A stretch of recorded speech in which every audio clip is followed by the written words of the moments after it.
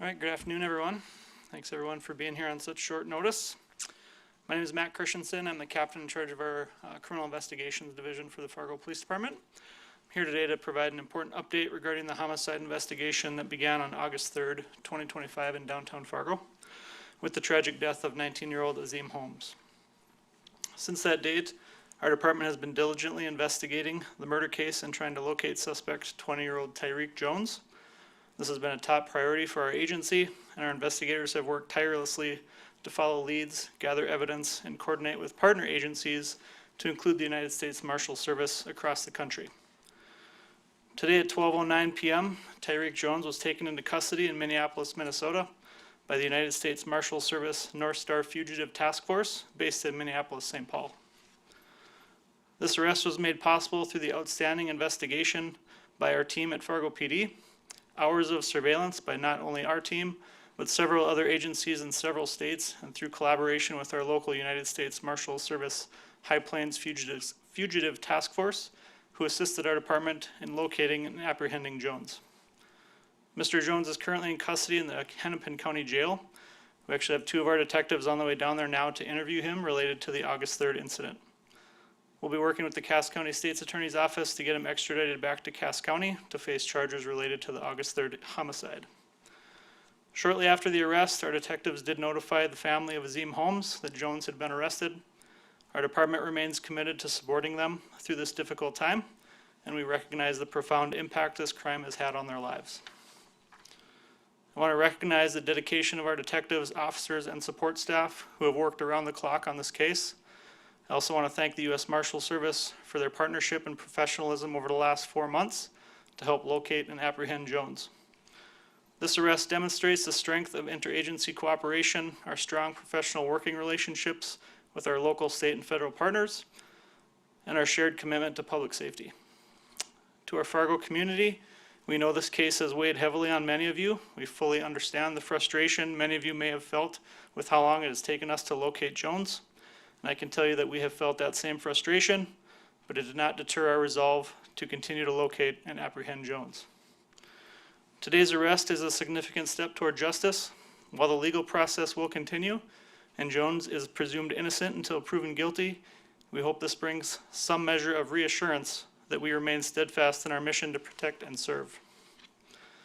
I also want to be clear that the Fargo Police Department will not tolerate gun violence in our community. Incidents like this are unacceptable, and we will continue to work tirelessly to prevent such acts, hold offenders accountable when they do occur, and keep Fargo safe. I cannot go into great detail on some of the investigative methods used to locate Jones, but I can say that he was located at a residence that recently came to our attention through the investigation. Surveillance was then conducted until we were able to confirm his presence there earlier this morning. Once we had that confirmation, a plan was developed to safely take him into custody, which was done with great efficiency and without incident by the United States Marshal Service North Star Task Force. We are continuing to investigate the circumstances which surround Jones' ability to avoid capture for the last 4 months, and will be analyzing what, if any, charges may be brought against individuals we can determine were assisting him in avoiding capture. At this time, the investigation remains active, and certain details cannot be released to protect the integrity of the case. Our investigators are continuing to conduct interviews, analyze evidence, and develop the case investigation to ensure we provide all the necessary information to the state's attorney for consideration of charges. We will provide updates as appropriate as the court process moves forward. I do want to thank our community for your patience, your trust, and your support of the Fargo Police Department. And with that, I'll not take any questions, but please understand I may not be able to, or I might be very limited on what I can share. Awesome. Thank you so much for holding this press conference today. My first question for you today, how long have you guys been tracking Jones in that Minneapolis area, and has Jones been connected to any other crimes that might have gave you guys any indication he was in that area over the last 4 months? So as far as the timeline, there's been several addresses, not only in Minnesota, North Dakota, but also down in Arizona that we've been trying to focus on. With help from our federal partners, some of our local partners in those areas as well. So the timeline for this particular address, like I said, this address came to our attention here relatively recently. And so that's kind of how that played out. And then you have to remind me what the second part of your question was. When was Oh, the other crimes.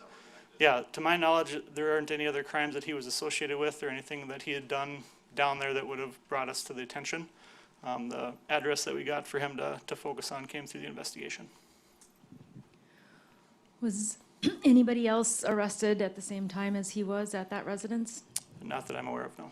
Okay, and just one other question. You have said earlier in interviews with various outlets that some belief that his family may have been helping him.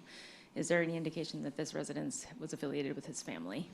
I don't have that information at the moment, but that's definitely stuff that we're going to continue to look into, because obviously if somebody was helping him, we want to hold those people accountable as well.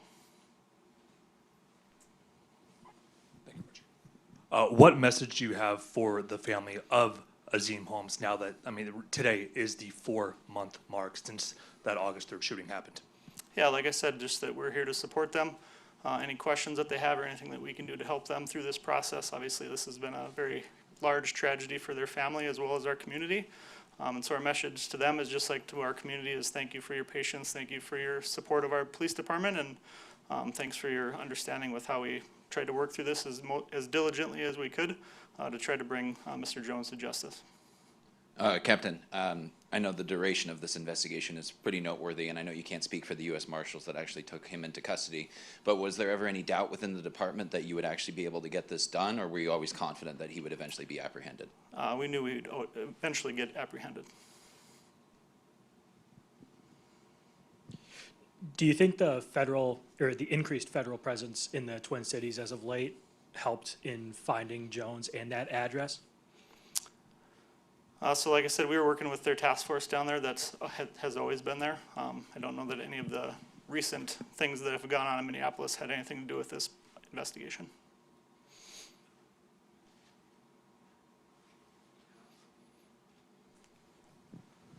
Do we believe that, or does the Fargo Police Department believe that Jones has been in this region, you know, whether it was the FM area, then going over into the Hennepin County, the Minneapolis area, over the past 4 months, do we believe that he was always in this region?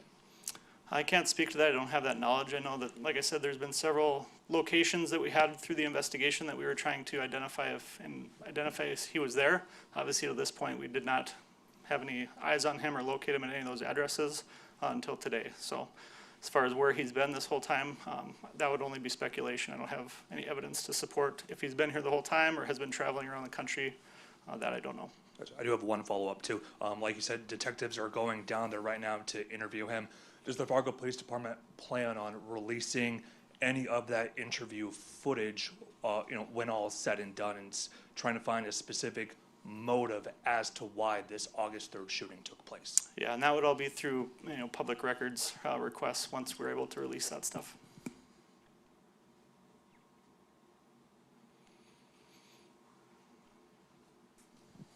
Just one final question for you. Do you guys have an idea when he'll be extradited back here to Cass County? We're working through that, and I can't speak for sure when that would occur, hopefully here in the very near future.